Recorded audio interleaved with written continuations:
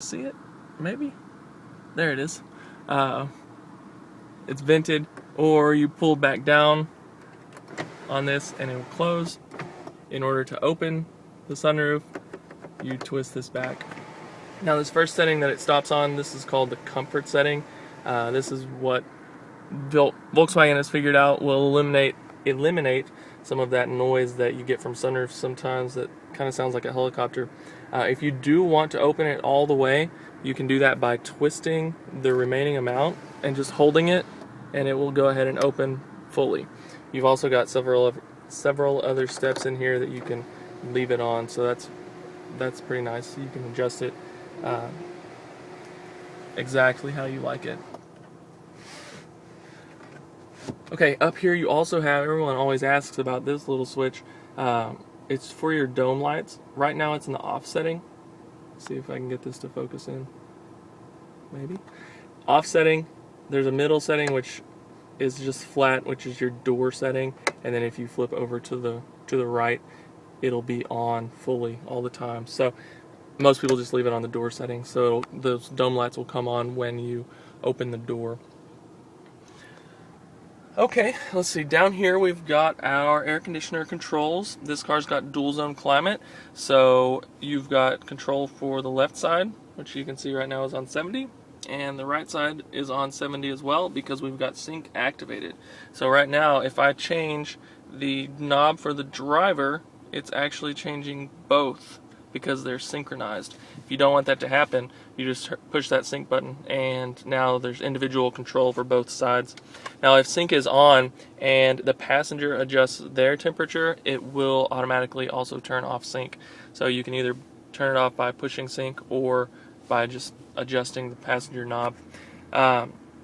This button here, well actually this knob is for fan speed control, but you've also got a button in here that says auto that if you push that, it just automatically adjusts the fan speed for what temperature you have it set on. So that's pretty nice. I usually just leave mine on auto and just adjust the temperature, and if I want it colder, I'll turn it down and it'll usually turn the fan speed up on its own.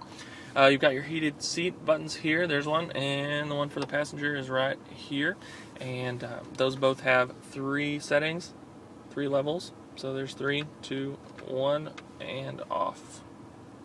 Okay, this part up here is actually probably the most difficult to kind of figure out. It's not really difficult unless you have never used it before, and then it's a little bit hard to learn maybe at first, but once you learn it, it's really easy to use.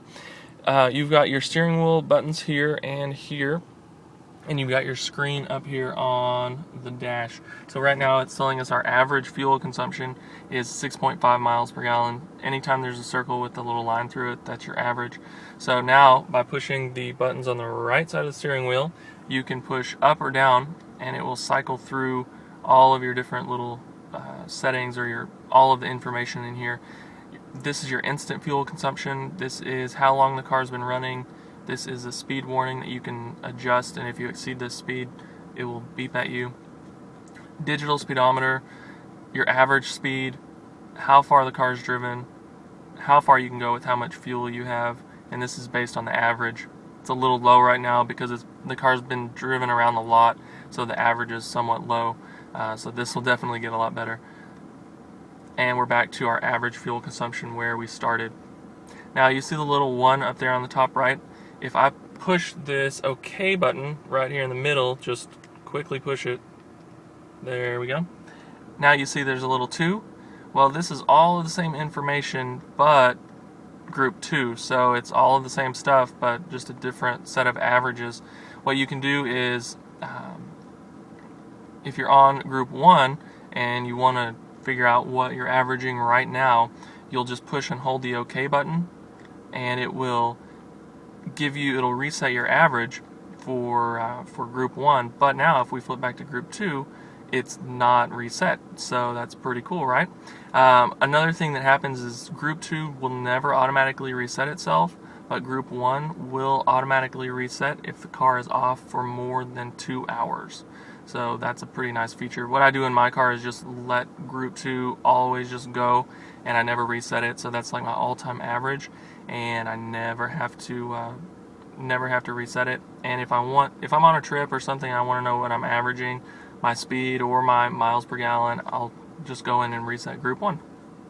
Okay, now we've got some other options. See these left and right buttons here? We can use those to get to the other menus up here on the screen. So let's push right one time, and it's going to take us to the audio menu. Now, if your audio menu ever doesn't come up right there, it's because the radio is turned off. So the radio does have to be on for this screen to show. Right now it's telling us which station we're on. If we're listening to a CD, it'll tell us what CD or which track is playing on the CD. And now if we use the up or down, it's going to cycle through the radio stations. So that's pretty nice. Now let me push the right button again, and we're on our phone screen. Now we haven't paired up a phone with Bluetooth, but that's pretty easy to do as well. And I may do it with my other phone, show you how to pair up with the car. Maybe I'll make a second video for that.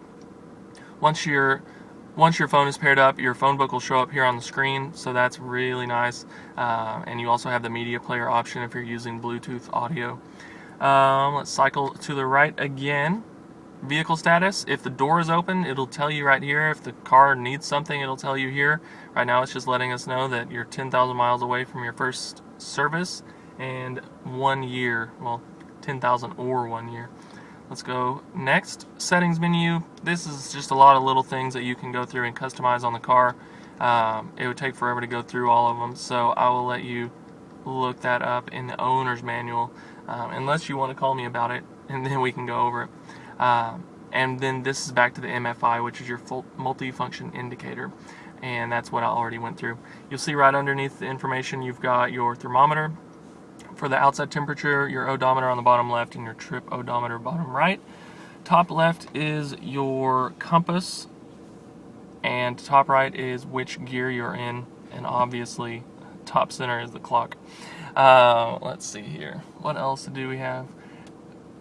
Cool little feature on the car. When you're driving, if your cruise control is turned on, did you notice how that just flipped on the bottom left from saying what the odometer or the miles on the car is to that MPH? Well, that is whenever you turn on your cruise control and you set it, it'll tell you exactly what speed your cruise control is set on right there. So that's pretty cool. You don't have to kind of guess just based on the speedometer. It actually tells you the exact, say you're going 72, it'll say 72. If it's 73, it'll say 73. So you don't have to just judge it based on the analog speedometer. On the left side of your steering wheel, you've got volume control. Left and right will cycle through the presets on the radio or change the track on the CD that you're listening to. This button in the middle will answer a phone call whenever you've got your phone paired up through Bluetooth, and it will also hang up the phone call if you have your phone paired through Bluetooth. You've got a little button right here that you can push, and the car will make a ding sound, and you can, once you have your phone paired up, you can say call and say a name from your phone book, and it will call that person. You can say dial and say the number, and it will dial that number. So that's pretty nice. Let's see, down here we've got our shifter, and I know you guys have probably driven a Passat TDI before, but you've got R, which is reverse, obviously, neutral, drive, S, everyone always asks about, and that is sport mode. What that'll do is actually change when the transmission shifts, and so it's going to hold your gear a little bit longer and downshift a little bit early and keep you at a higher RPM so you're ready to accelerate a little bit better. But that will use more fuel, so a lot of people just drive on D. I do know some people, though, that drive on S mode all the time. It won't hurt the car, but it will use more fuel, which kind of defeats the purpose of the diesel. If you push to the right whenever you're in D, you get into the Tiptronic mode. Once you do that, if you push forward on the shifter, you'll shift up. If you pull back on the shifter, it shifts down. Down here, you've got your cup holders. This is pretty standard stuff. You've got your handbrake right here. In here, in the glove box, thought I would go over this for sure because it doesn't look like the owner's manual is in here, but there's a little shelf, and it may not come through on the video, but there's a shelf on the top or in the top of the glove box, and that's where the owner's manual sits, which is really nice because it won't take up room in your glove box. So that is very good. All right, Amy, I think that is probably just about everything. And if you have any questions, please give me a call. Congratulations on your new Passat.